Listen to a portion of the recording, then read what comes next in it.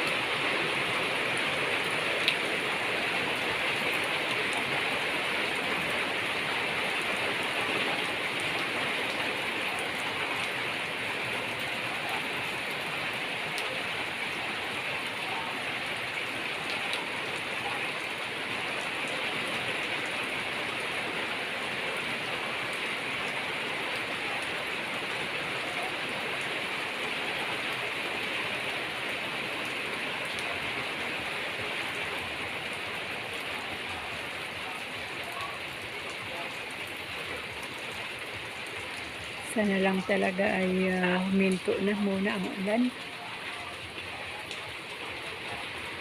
Mahirap po talaga pag tuloy-tuloy ang ulan. Talagang makakaranas naman po ng pagbaha. Basta mag-ingat lang po mga kaibigan, kung sakali man po na tuloy-tuloy na naman yung ulan at may posibilidad na tataas ang mga tubig. Agahan na po natin na magpunta sa mga evacuation center kasi napakahirap po nung yung 50-50 na ang sitwasyon, yung nasa bubungan na ang tao tsaka lang i-rescue. Kaya mabuti po kung may magre-rescue agad, di po ba? Kaya maging responsable na rin po tayo sa ating mga sarili na kapag umuulan na ng malakas at sa tingin natin ay lalaki na naman ang tubig, unahan na po natin ang pagpunta sa mga lugar na kung saan ay doon dinadala ang mga tao.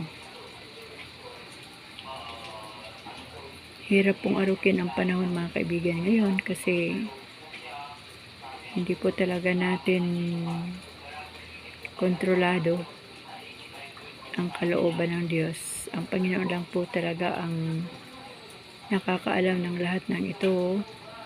Bakit niya pinapahintulutan ang malakas na ulan, ang matinding pagbaha. Pero kapag balikan po natin ang salita ng ating Panginoon sa Biblia, yung mga ganyang pangyayari ay sinasabi ng Panginoon na resulta ng kanyang galit, ng kanyang puot sa pagsuway ng mga tao, sa pag-disobey ng mga tao sa kanyang salita. Kaya kung ano man po ang nangyayari ngayon, hindi na po yan dahil sa mga climate change o kung ano pa man. Kapag nagbabasa po tayo ng Biblia, yan na po yung resulta. Pinaparamdam na ng Panginoon yung kanyang puot, hindi na po galit. Puot ng Diyos ang kanyang pinaparamdam. At mapalad pa rin po tayo dito sa Pilipinas dahil ang atin pong bansa ay may kalayaan na makapagbasa ng Biblia. May kalayaan na magbahagi ng salita ng Diyos. May kalayaan na sumamba sa tunay na Diyos. Ano po? Ang napansin ko lang po talaga mula po sa Genesis, mula po sa Old Testament, yung simula. Ngayon po ako ay nasa Jeremiah chapter 50 plus na yata. Ang napansin ko lang po, ang isang pinakamatindi na ikinagagalit ng Diyos sa mga Israelita ay yung pagsamba ng mga Israelita sa mga Diyos-Diyosan, yung pagsusunog nila na handog daw kay Yahweh sa labas ng templo. Alam niyo mga kaibigan, yung tawag sa amin yung kamanyan, o ano man yan, yung insenso na minsan ay ginagamit pa sa mga bad spirit na magpausok para lumayas ang mga bad spirit. Alam niyo po ba, pag nagbasa po kayo ng Biblia, galit na galit po pala ang Panginoon doon na ginagamit natin yung insenso na yun para sa kung kani-kanino, kasi yung insenso pala na yan ay doon lang po yan pinapausok sa loob ng templo, at yan po ay para lamang sa ating Diyos, hindi po yan kung para sa kung saan-saan. Kahit man po nung araw ako hindi ko pa alam ang laman ng Biblia, ay ginagawa ko po yan. Pero ngayon po ay natatakot na po ako dahil yun po pala ay isa palang uri ng kasalanan na nagpapagalit sa puso ng ating Diyos. At ang number 1 talaga ay yung pagsamba ng mga tao sa mga Diyos-Diyosan. Talagang paulit-ulit. Kahit ano na yung galit, puot ng Diyos sa kanila. Tapos kapag nakaranas na naman sila ng puot ng Diyos o galit ng Diyos, lalapit na naman sila sa Panginoon, uutusan naman yung mga propeta ng Diyos, gaya ni Jeremias. Uutusan naman ang mga tao na ipanalangin mo kay Yahweh na tawarin na kami.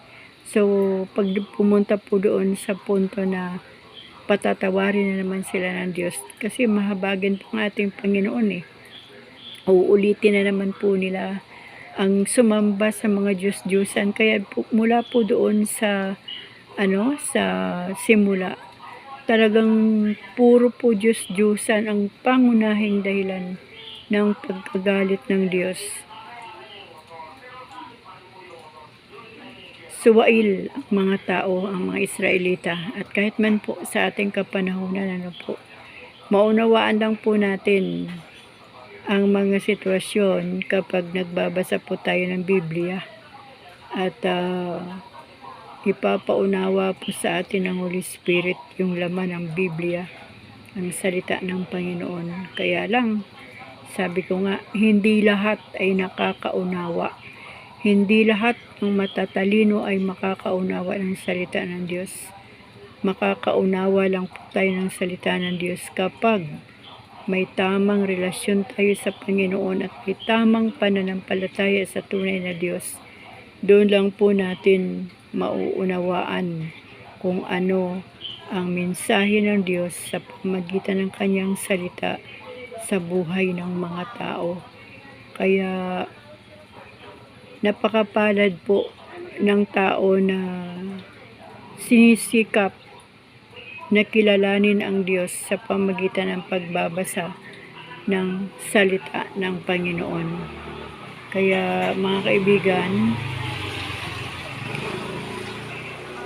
naalala niyo po ba yung lugar o bayan ng Ninive na si Jonas ay inutusan ng Panginoon papuntang Ninive para sabihin sa pinuno ng Ninibe na lilipuli na sila ni Yahweh dahil wala na silang ginawa kundi ang mga bagay na karumal-dumal sa harapan ng Panginoon. O di po ba umiwas si Jonas? Sasabihin naman ni Jonas, kahit man sabihin ko yan, tapos pag magsisi naman yan, hindi mo naman yan papatayin, o di po ba?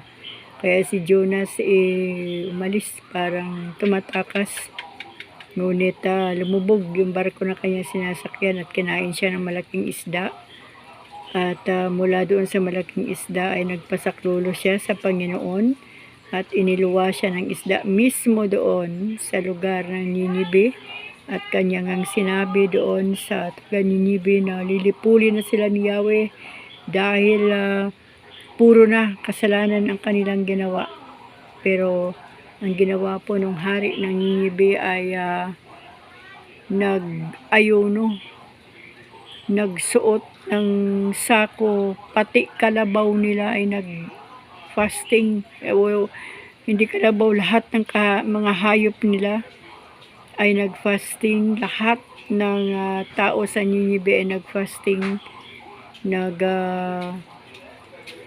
pahid ng mga abo sa katawan, sa ulo, nagsuot ng sako, nagpakumbaba sa Diyos, nagsisi ng kanilang kasalanan.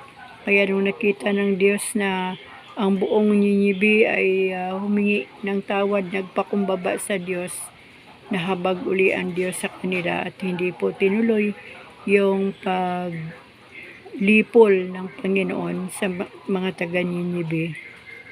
At si Jonas po ay nagmaktol. Para bang para lang sa aking kaisipan na ito na naman tayo, Lord, ito na naman, sinasabi ko nga ba na hindi nyo na naman yun itutuloy ang plano nyo sa Ninibe, hanggang sa nagpa-sibol ang Diyos ng isang puno, para praise na po natin, isang puno, tapos sa sobrang init doon nagpahinga si Jonas, tapos kinain ang uod yung puno. Galit na naman siya sa Panginoon, pero yung puno na yun ginamit ng Panginoon para sabihin kay Jonas, kita mo na, nagagalit ka dito sa puno na namatay, isang puno lang yan, na ako naman yan ang gumawa. Tapos hindi mo ba naisip na libu-libong mga tao sa Ninibe ay mamatay? So kumbaga may mga paunawa ang Diyos sa atin So yun, dahil sa pagpapakumbaba at pagsisisi ng mga taga Ninibe ay hindi itinuloy ng Panginoon yung kanyang puot, yung kanyang parusa, kasi gusto na ng Diyos na lipulin talaga lahat, patayin na lahat ng mga tao sa Ninibe. Kaya ito pong ating bansa, mga kaibigan, talagang sa mga naririnig natin, mga di umano na mga karumal-dumal na sitwasyon ng Pilipinas, siguro kung makakilala sa Panginoon ang ating mga pinuno, baka maalis din ang galit ng Diyos sa ating angkan bilang mga ulahi, bilang mga Pilipino. Kung ating isipin ang sitwasyon ngayon, talagang ang galit na ng Diyos ang nararanasan ng iba't ibang bansa paikot sa buong mundo na nakakaranas po ng matinding dilubyo. Grabe, mga bansa na hindi naman binabaha dati ay dinadaanan ng matitinding baha. Di po ba? Yung mga lugar na maiinit dati na walang ulan, ngayon ay binabagyo. Kaya wala na po tayong magagawa dyan, mga kaibigan, dahil yan po ay mga sinyalis na ng muling pagdating ng ating Panginoon. Ang gagawin na lang po natin sa panahong ito ay ang maghanda, ilapit na ng gusto ang sarili sa Panginoon sa pamagitan ng salita ng Diyos. Dahil hindi po pwedeng mabago ang propesiya ng Panginoon sa kanyang salita. Kaya mga kaibigan, lagi ko po pong sasabihin pa rin sa inyong lahat na Patuloy po nating abalahin ang ating mga buhay sa mga bagay na makalangit. Patuloy po tayong magbasa ng salita ng Diyos, manalangin, mamuhay ng naaayon sa kalooban ng Diyos, at patuloy na lumakad sa katuwiran ng ating Panginoon. Yan lang po ang nais ng Diyos na makita sa ating mga buhay, yung sumusunod tayo sa kanyang tuntunin at isinasapamuhay yung kanyang salita. Ang panahon po ngayon ay wala pong nakakakontrol kahit man ang mga pag-asa, yung mga weather natin dito sa Pilipinas, mga weather station natin, hindi po nila nakita kung gaano kalakas ang ulan na parating nung nakaraan. So kumbaga lahat ay binulaga po. Salamat nga sa Diyos dahil alam naman natin dito sa Pilipinas na marami pong nananalangin, sumasamo at nagpapakumbaba sa Panginoon. Kaya ang bawat dalangin ng mga anak ng Diyos ay kanyang dinirinig. At salamat sa Panginoon dahil huminto po yung tuloy-tuloy na ulan, malakas na ulan. At salamat din nga sa Panginoon dahil wala pong hangin. Dahil kung nagkataon pa po na may hangin pa, lalo pong mahihirapan ang mga tao. Kaya yun mga kaibigan, yun lang po ang nais kong ibahagi sa inyo ngayong tanghali. At